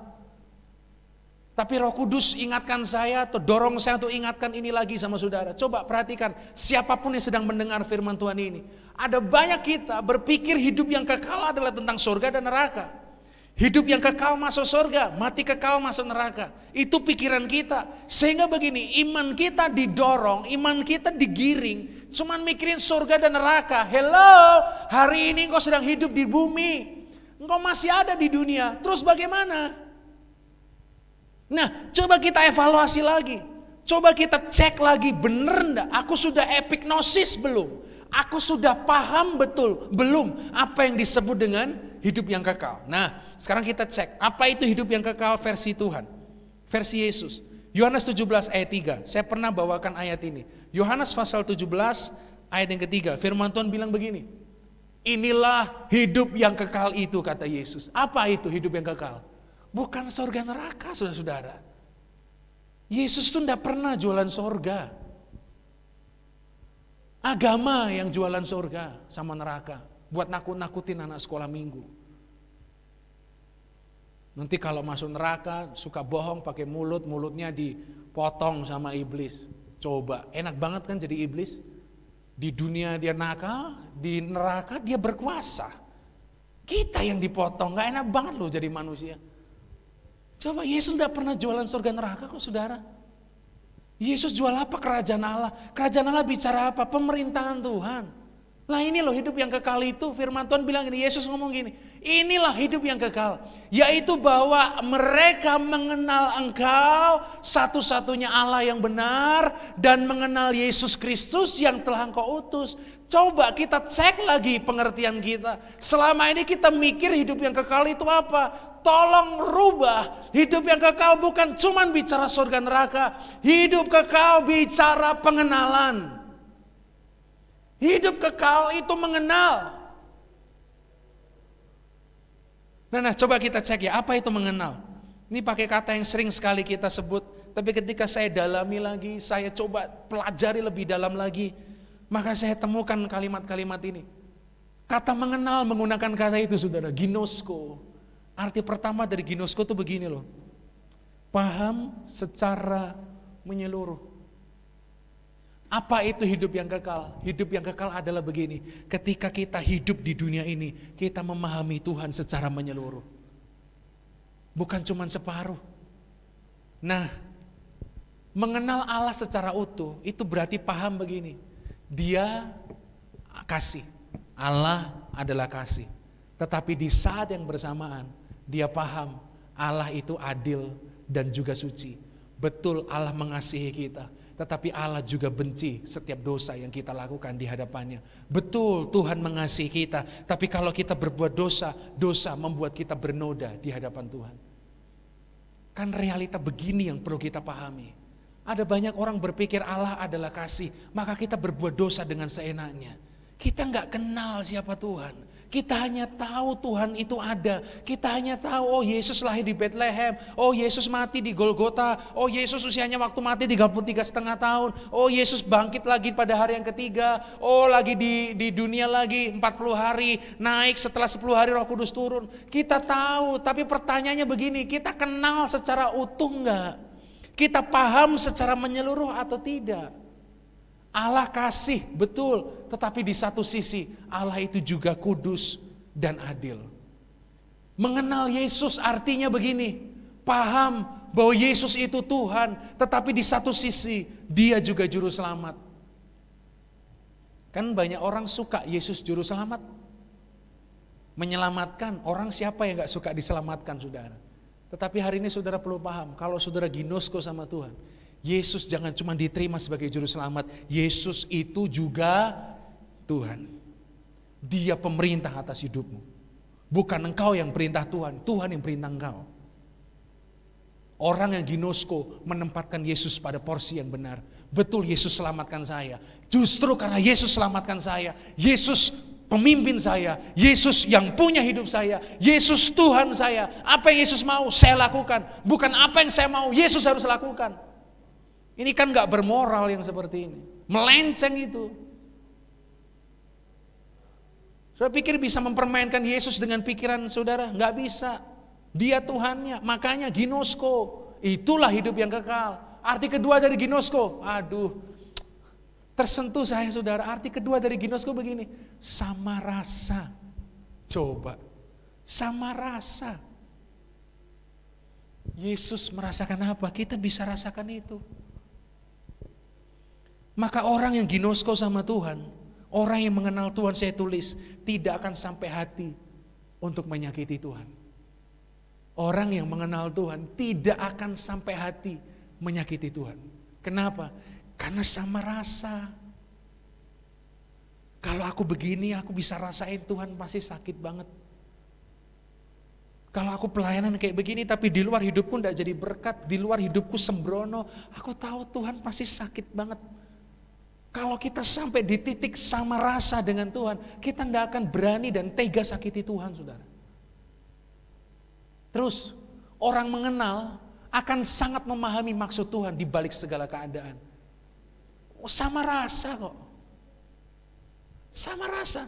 Jadi ketika kita menghadapi keadaan, kita jadi tahu, oh, aku ngerti Tuhan sedang proses aku di sini. Aku tahu kok, di balik setiap keadaan yang sedang kualami, di balik setiap persoalan yang sedang kualami, di balik setiap masalah yang sedang kuhadapi, Tuhan punya rencana kok, Tuhan punya maksud kok, Tuhan punya tujuan kok. Nah, kalau kita sama rasa dengan Tuhan, maka dalam segala keadaan kita tidak akan salahkan Tuhan. Kita bersyukur. Kenapa? Kita tahu Tuhan sedang kerja apa, kita tahu Tuhan maunya apa. Dan kalau kita bisa ngerti itu, wow, hidup kita penuh dengan ucapan syukur. Amin, saudara-saudara. Nah, masalahnya kan begini. Sekarang itu Tuhan banyak bertepuk sebelah tangan. Sudah ginosko belum sama Tuhan? Kalau belum, masa kita mau bilang kita punya hidup yang kekal? Coba cek ulang hidup saudara. Coba cek ulang, evaluasi ulang. Kita sudah ngerti belum apa itu hidup yang kekal? Dan kalau kita sudah ngerti, sudah disuniemi belum? Supaya yang kita suniemi jadi epignosis. Kalau jadi epignosis, maka hidup kita nggak melenceng, hidup kita lurus, hidup kita tidak amoral, hidup kita bermoral, hidup kita bukan standar sembarangan, tapi hidup kita standar kebenaran, alkitabiah, standar surga. Coba kalau kita paham bahwa hidup kekal adalah pengenalan, sama rasa dengan Tuhan, kita tidak akan sembarangan sakiti Tuhan. Pelayan macam apa yang tiap tugas melayani luar biasa, tapi di luar sakiti hati Tuhan kok, ini kan amoral. Berarti kan ada yang perlu kita evaluasi dari pengertian kita. Nah, arti ketiga dari ginosko adalah punya pengalaman. Arti ketiga dari kata suniemi adalah itu, saudara, memiliki pengalaman. Nah, coba perhatikan ini. Pengalaman dengan Tuhan, aduh, baca sama-sama saudara ya dengan lembut, dengan sepenuh hati. 1, 2, 3. Pengalaman dengan Tuhan lebih berharga dari segala hal yang dunia tawarkan. Itulah kenapa Yesus ngomong begini, hidup kekal itu, nak, hidup kekal itu, murid, adalah pengenalan dengan Tuhan. Karena orang kalau ginosko dengan Tuhan, dia akan punya pengalaman-pengalaman dengan Tuhan. Nah, orang kalau punya pengalaman-pengalaman dengan Tuhan, dia adalah orang yang paling beruntung, orang yang paling bersyukur. Karena pengalaman dengan Tuhan pasti sangat menyenangkan dan luar biasa. Maka hidup kekal itu, saudara, kita punya kesempatan untuk dalam nama Yesus mengalami pribadi Tuhan.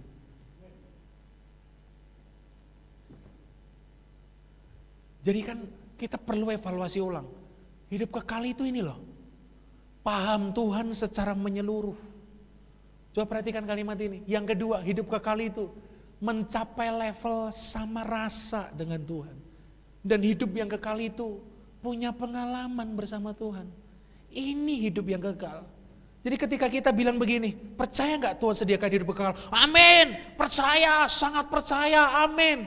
Cek lagi pengertian kita udah benar belum? Jangan cuma mikir surga. Sekarang kita masih hidup dan selama kita ada di dunia, kita perlu mengerjakan sesuatu. Milikilah pengenalan yang benar akan Tuhan. Itulah hidup yang kekal. Nah, sekarang yang kedua, yang terakhir, saudara, evaluasi tentang apa itu kasih karunia.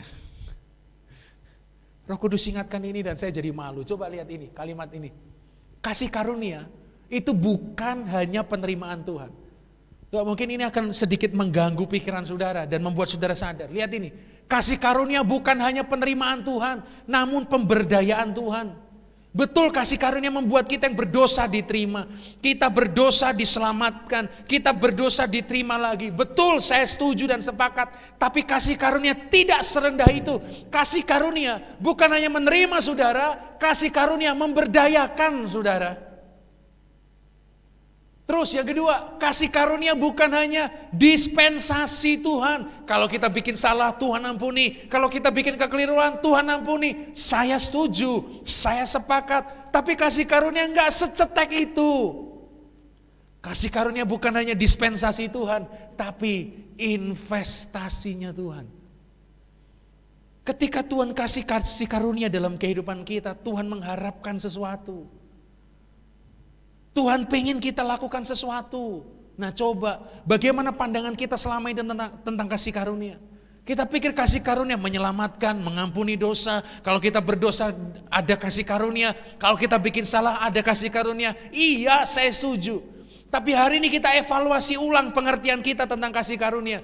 Kasih karunia bukan cuma diterima, tapi diperdayakan. Kasih karunia bukan dispensasi, namun investasi. Dari mana saya bisa bilang kalimat ini? Coba lihat ayat ini. 1 Korintus 15 ayat yang ke-10. Firman Tuhan bilang begini. Tetapi apa saudara? Karena kasih karunia Allah, aku adalah sebagaimana aku ada sekarang. Paulus ngomong gini. Dan kasih karunia yang dianugerahkannya kepadaku tidak sia-sia. Sebaliknya, aku telah bekerja lebih keras daripada mereka semua. Tetapi bukannya aku, melainkan kasih karunia Allah yang menyertai aku. Berarti firman Tuhan, Paulus sedang menyadarkan kita bahwa kasih karunia itu bukan membuat kita diam saja. Kasih karunia membuat kita justru bekerja. Satu, tadi kita sudah evaluasi ulang tentang hidup kekal. Hidup kekal bukan bicara surga neraka. Hidup kekal itu pengenalan atau ginosko. Kita perlu sampai di level ini saudara. Paham Tuhan secara menyeluruh. 2, sama rasa dengan Tuhan. 3, punya pengalaman dengan Tuhan. Lalu kita sedang mengevaluasi ulang ini. Kasih karunia. Anugerah itu apa? Jangan dipikir cuma tentang mengampuni dosa. Enggak, kasih karunia atau anugerah membuat kita mengerjakan sesuatu. Itu yang Paulus bilang begini. Kasih karunia yang dianugerahkannya kepadaku tidak sia-sia. Kata sia-sia itu pakai kata ini saudara, kenos. Apa arti kata kenos?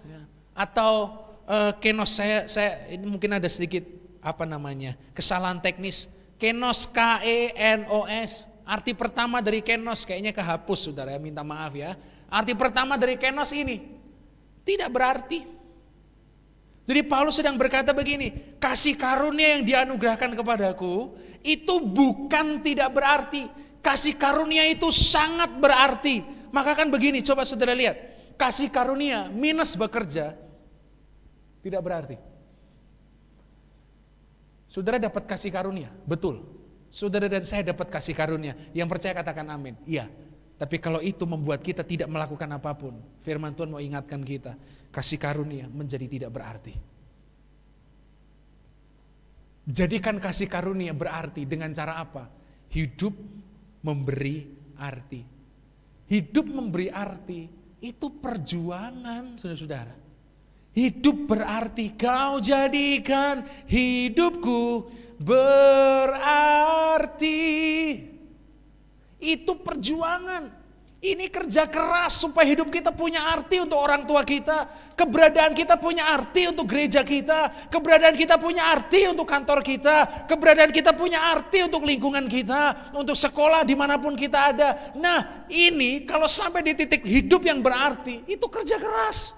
Pertanyaannya, kenapa kita harus kerja keras supaya hidup kita berarti? Karena kita menerima kasih karunia. Jadi mari coba kita evaluasi lagi. Kasih karunia bukan membuat kita diam saja. Kasih karunia membuat kita bekerja. Supaya apa? Supaya kasih karunia menjadi berarti. Arti kedua dari kata kenos adalah tidak berdampak. Itu kata sia-sia. Jadi kan Paulus sedang berkata begini saudara. Kasih karunia minus bekerja. Tidak berdampak. Kosong. Gak ada gunanya. Gak ada efeknya. Tanda menerima kasih karunia adalah bekerja. Bekerja demi apa? Demi serupa dengan Tuhan. Siapa bilang kasih karunia membuat kita diam? Kasih karunia, kita penerima kasih karunia, justru membuat kita makin bekerja, bekerja keras. Supaya apa? 1, hidupku punya arti. 2, hidupku serupa dengan Tuhan. Saya mau kasih tahu, maafkan saya kalau harus ngomong begini, saudara. Saudara adalah penerima kasih karunia? Ya. Tapi kalau hidupmu gak serupa, kasih karunia dalam dirimu sia-sia. Kalau ternyata hidup kita bukan hidup yang jadi berkat atau berarti, maafkan saya harus berkata begini, eman-eman kasih karunia Tuhan. Engkau membuat kasih karunia gak punya arti. Engkau meremehkan kasih karunia. Engkau membuat kasih karunia seakan itu sia-sia dan gak berdampak. Karena hidupmu gak berarti dan engkau gak mencapai keserupaan dengan Tuhan. Kasih karunia mendorong kita untuk serupa dengan Tuhan. Kasih karunia mendorong kita untuk hidup berarti dalam kehidupan ini. Oke? Nah, perhatikan kalimat ini. Kasih karunia mendorong kita bekerja lebih keras, bukan malah jadi pemalas. Nah, kasih karunia tidak sembarangan, namun menuntut pertanggungjawaban. Mulai berubah pandangan kita tentang kasih karunia, saudara ya. Hidup kekal tadi kita sudah berubah. Oh, ternyata hidup kekal selama aku hidup, aku mengenal Tuhan. Sampai kita bicara begini, nyanyi begini. Aku mengenalmu secara pribadi, hingga ku tahu rencanamu. Kenapa bisa tahu begitu? Sama rasa. Loh, mau mengenal Tuhan sampai sama rasa, saudara. Haleluya. Bilang di kolom chat, saya mau ginosko.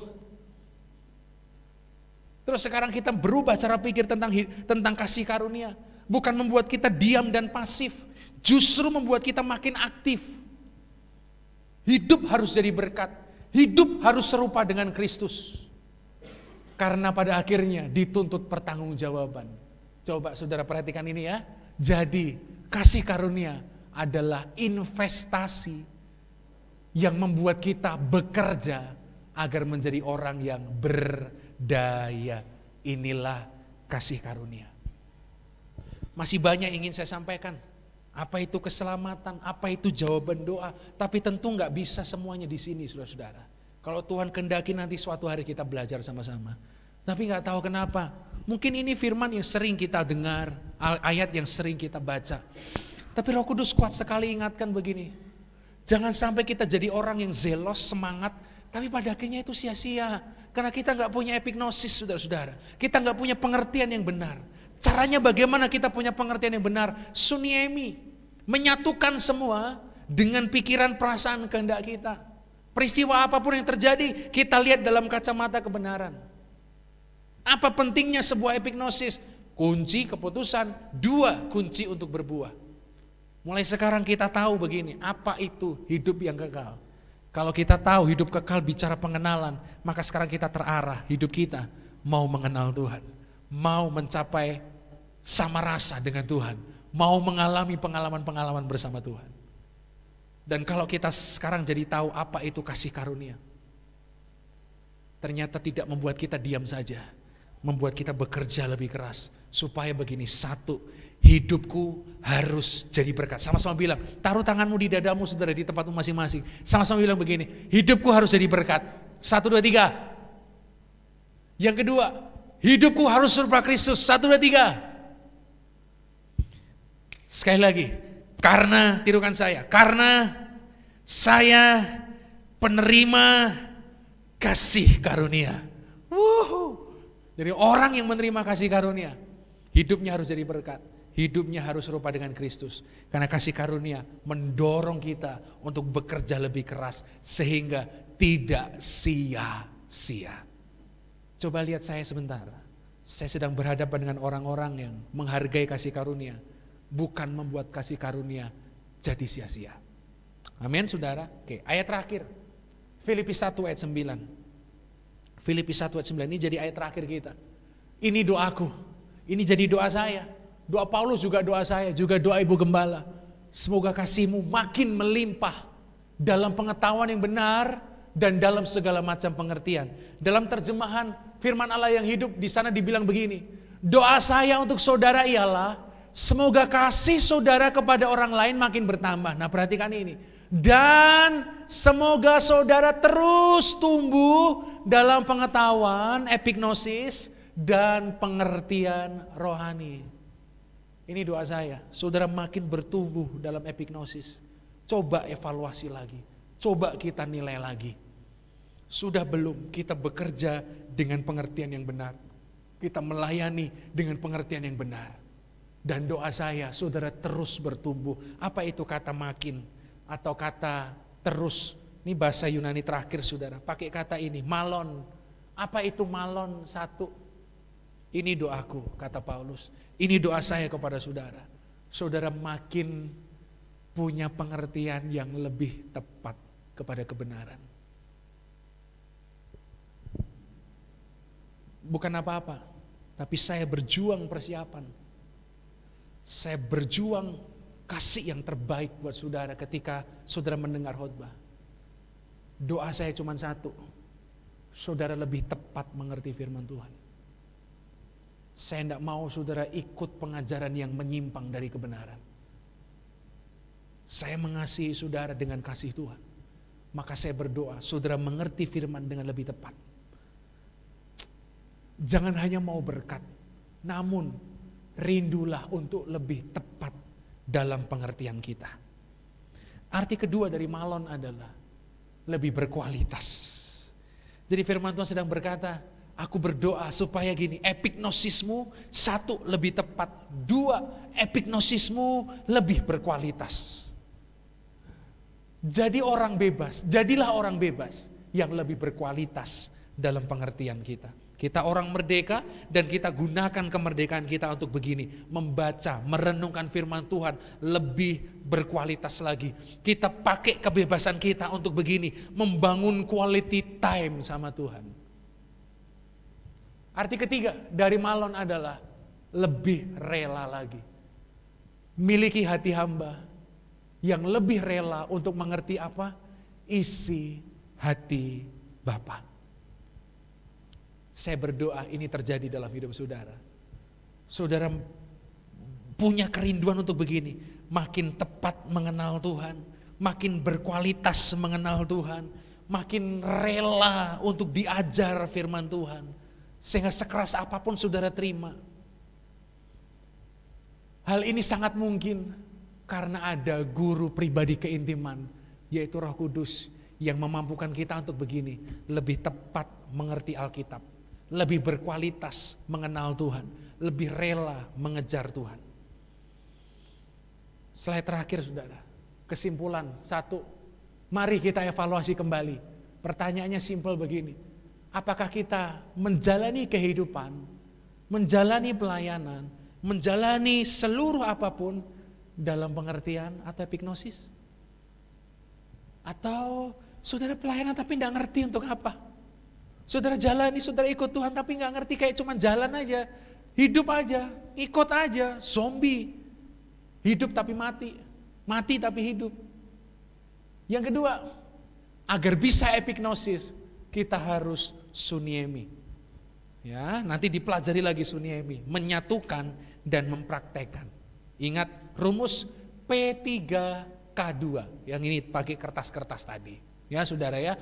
Terus kesimpulan ketiga, jangan puas dengan pengertian yang kita tahu sekarang. Jangan puas. Jangan puas dengar khotbah-khotbah dari Pak Theo, dari Bugem, dari manapun. Jangan puas.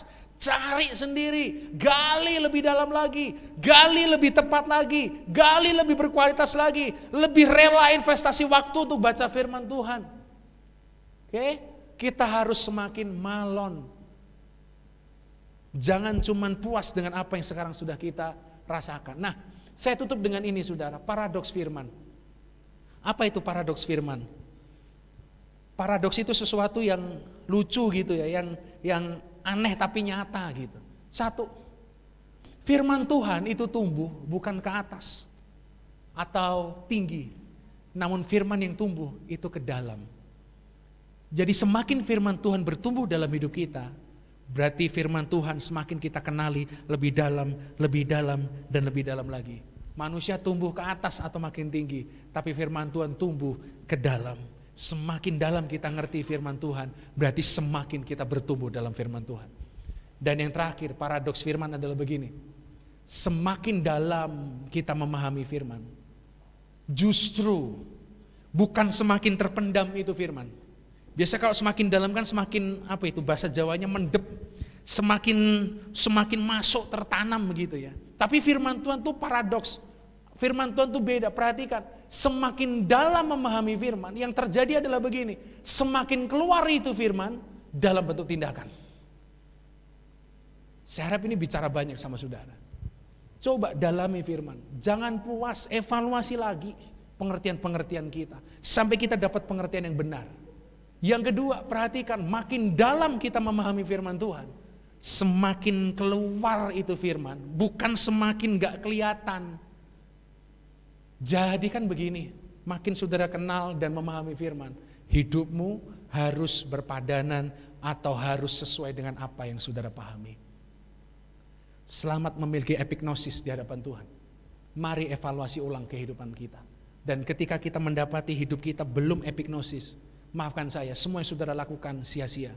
Mari hari ini kita punya epignosis sehingga semua yang kita lakukan itu mendatangkan kemuliaan dan kebaikan. Makin ngerti firman, makin dalam. Makin ngerti firman Tuhan, makin dalam ngerti firman, kelihatan dalam tingkah kehidupan kita. Tuhan Yesus memberkati. Mari kita sembah Dia. Mari bersama-sama kita menyembah Tuhan, saudara-saudara. Mari kita datang kepadanya dengan sepenuh hati sebelum kita duduk sehidangan dengan Tuhan.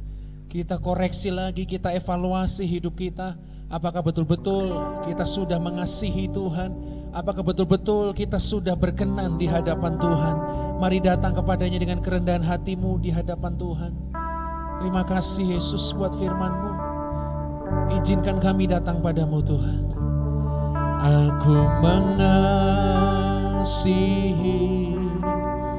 Engkau Yesus dengan segenap hatiku. Aku mengasihi Engkau Yesus dengan segenap jiwa. Mari katakan, aku mengasihi Engkau. Aku mengasihi Engkau Yesus dengan segenap hatiku. Aku mengasihi Kau Yesus. Kami mengasihi-Mu dengan sepenuh hati kami ya Allah.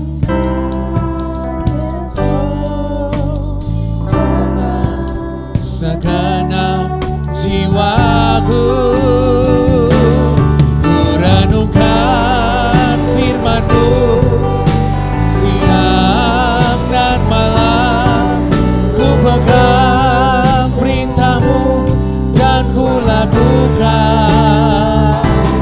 Engkau tahu ya Tuhan, tujuan hidupku hanyalah untuk menyenangkan. Mari evaluasi lagi hidup kita. Mari koreksi lagi hidup kita.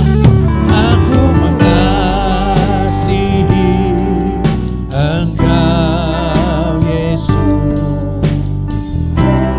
Terima kasih Yesus. Kami mengasihi Kau Yesus.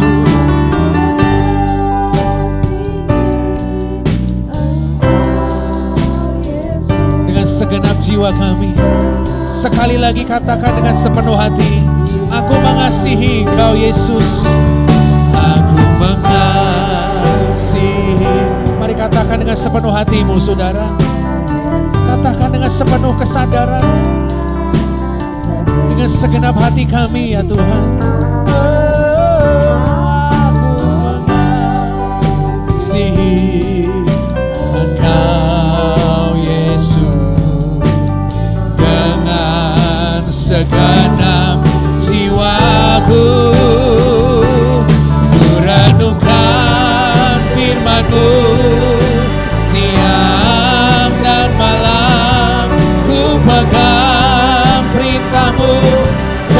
lakukan. Engkau tahu ya Tuhan. Terima kasih Tuhan. Menyenangkan ku renungkan firman-Mu siang. Bukan hanya membaca Alkitab, tapi kami merenungkan kebenaran firman-Mu ya Tuhan. Dan kami suniemi melakukan kebenaran-Mu.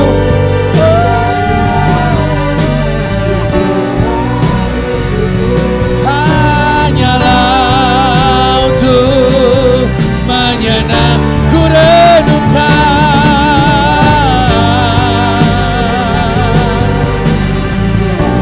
Terima kasih Tuhan. Kami mau suniemi, kami mau suniemi agar kami epignosis Tuhan.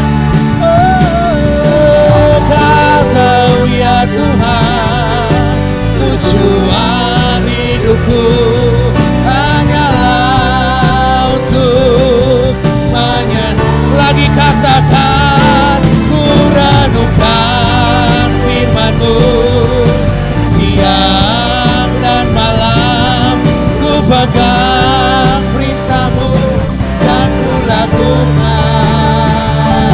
Engkau tahu ya Tuhan,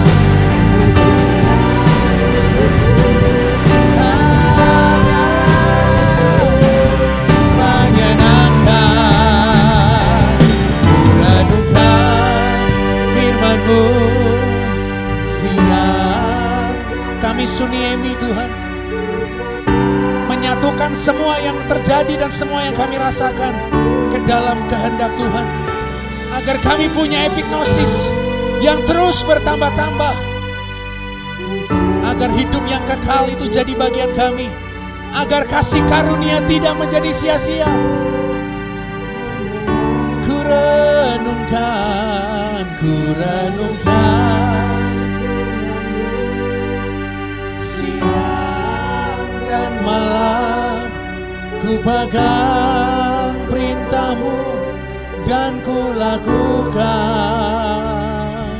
Engkau tahu ya Tuhan, tujuan hidupku hanyalah untuk menyenangkan hati-Mu.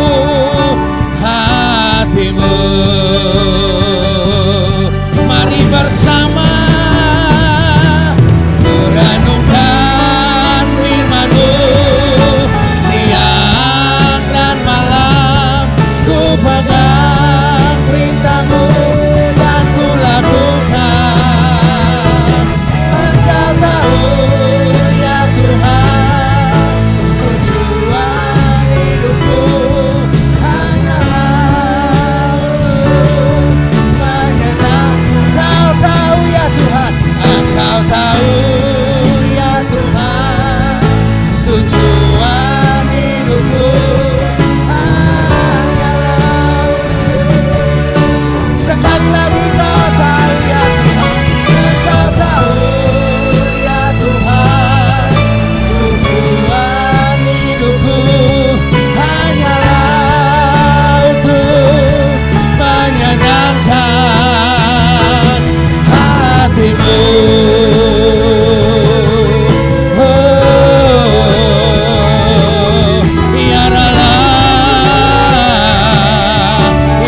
Maya sangkara laba laba laba, tiara lawana, tiara lamaya. Kami mau mengenal, kami mau mengerti kehendak Tuhan ya Bapa. Tiara lamaya sangkara lamu, tiara lama tanara.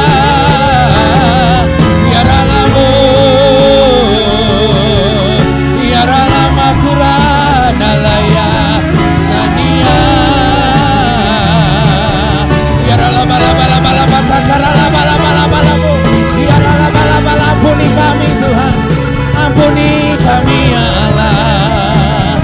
Kami mau jadi pelayan-Mu mau jadi anakmu yang berkenan kepada Tuhan. Biarlah bata sikarala bala bala bala bala bala bala bala. Biarlah bala bata karala bala bala. Biarlah baba baba baba baba baba. Biarlah baba baba baba baba baba. Biarlah bala bala baya seri biarlah bala. Oh Tuhan, biarlah matunaya. Mari bersama sembah Dia. Evaluasi hidupmu, evaluasi hidupmu, evaluasi hidup kita. Setiap saat Suniemi, pahami. Biarlah batakur, biarlah bo.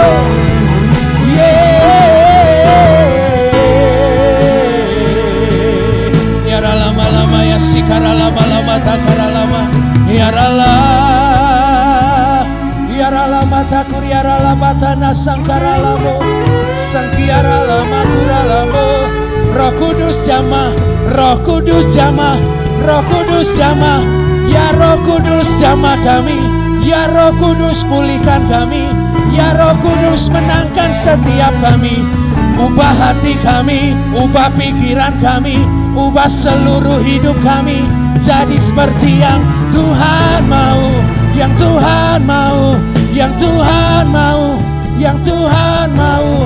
Sebab Kau Raja, Kaulah Allah, Kau segala-galanya. Biarlah maya sangka.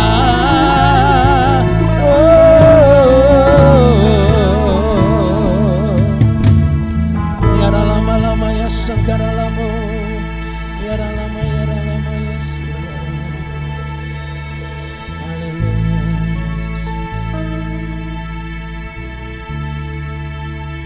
Ya sikara lama ya sikiara lama. Biarlah lama ya. Mari sebelum kita duduk sedangan dengan Tuhan, saudara. Sebelum kita betul-betul mengalami berkat Tuhan lewat perjamuan ini. Biarlah lama ya sikiniara lama. Mari buat pengakuan di hadapan Dia. Yesus Tuhan. Engkaulah Tuhan. Engkaulah Raja. Berdaulat atas hidupku, ku berserah penuh. Engkaulah Tuhan, Engkaulah Tuhan, Engkaulah Raja. Berdaulat atas hidupku, ku berserah penuh. Kami rindu setiap waktu Tuhan, hidupi kebenaran-Mu. Ku rindu setiap waktu, hidupi kebenaran-Mu. Bukan dengan kuatku, namun karena Roh-Mu. Yesus, Kau yang ku pegang teguh. Sebab itu kami berkata, Engkau Tuhan dan Raja. Engkaulah Tuhan, Engkaulah Raja. Berdaulat, berdaulat atas hidupku, ku berserah. Sekali lagi Kau Tuhan dan Kau Raja, Engkau Kaulah Tuhan, Kaulah Raja Tuhan. Terima kasih Allah. Berdaulat, berdaulat atas hidupku, ku berserah penuh.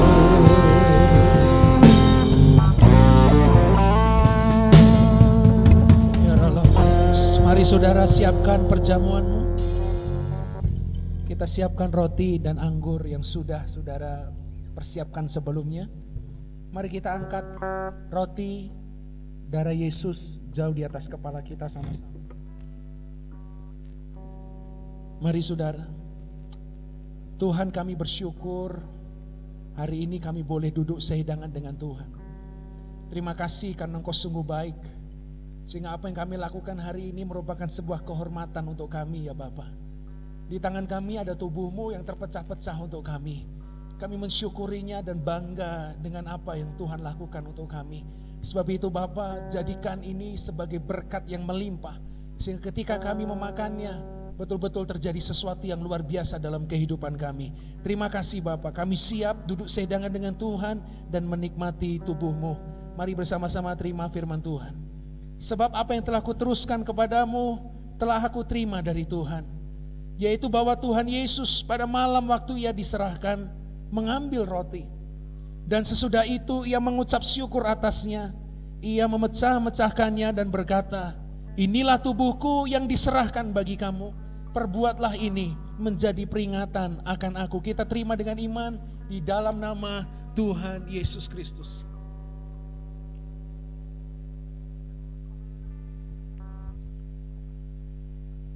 Terima kasih Tuhan untuk tubuh-Mu. Sekarang di tangan kami ada darah-Mu. Mari angkat tinggi jauh di atas kepalamu saudara. Mari sama-sama berdoa. Terima kasih Tuhan, ini waktunya di tangan kami ada darah-Mu yang tercurah untuk kami. Darah yang mengalir sedemikian deras untuk menebus dosa kami. Kehormatan kami boleh terus duduk sehidangan dengan Engkau. Biar lewat perjamuan ini hidup kami dipulihkan. Biar lewat perjamuan ini hidup kami kembali dimenangkan oleh Tuhan. Kami mau mengevaluasi hidup kami dan mau serupa kembali kepada panggilan yang sebenarnya. Terima kasih Tuhan, kami siap menikmati, kami siap menerimanya di dalam nama Tuhan Yesus. Dengar firman Tuhan. Demikian juga Ia mengambil cawan sesudah makan lalu berkata, cawan ini adalah perjanjian baru yang dimeteraikan oleh darahku. Perbuatlah ini setiap kali kamu meminumnya menjadi peringatan akan aku. Kita terima dengan iman di dalam nama Tuhan Yesus Kristus.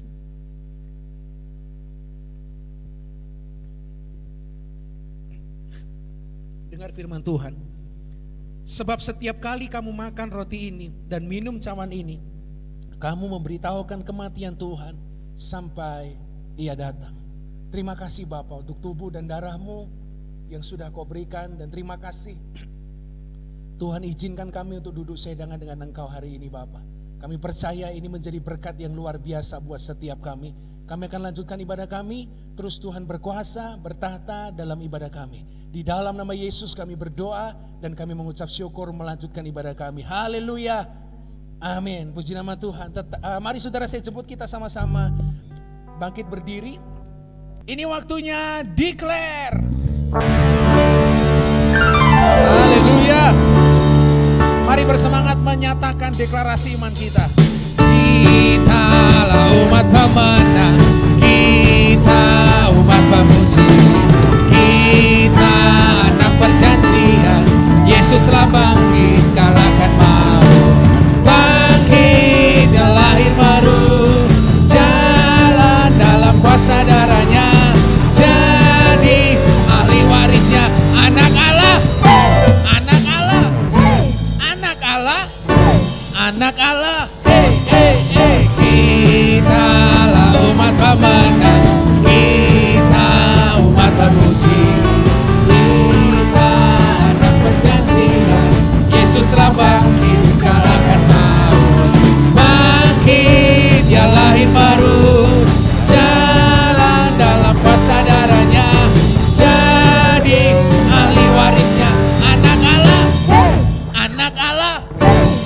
anak Allah, anak Allah, hey, hey, hey, hey.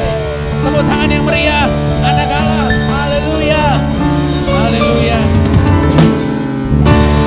Tetap bangkit berdiri saudara ya, karena sebentar kita akan tutup ibadah kita. Kita bersyukur hari ini kita boleh ibadah dan terus kita berdoa supaya keadaan semakin baik, kita bisa berjumpa lagi di gereja. Tetap jaga kesehatan saudara, tetap taat kepada protokol kesehatan. Mari saudara-saudara taruh dua tanganmu di dadamu, mari kita bilang di hadapan Tuhan. Aku punya Tuhan yang besar, yang telah berjanji dan sanggup menggenapi. Imanku bersepakat percaya kuasanya. Ku terima sekarang kemenangan darimu. Kiranya Kau memberkati setiap kami.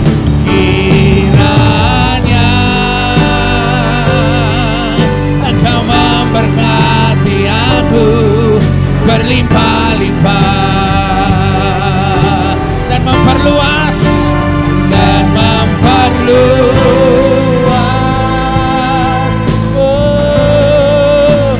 daerahku ya Yesus. Dan kiranya tanganmu menyertai aku dan melindungi aku daripada malapetaka,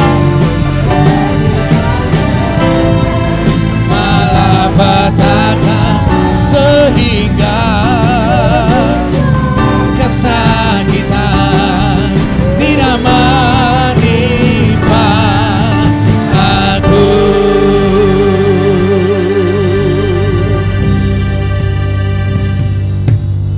Terima kasih Tuhan.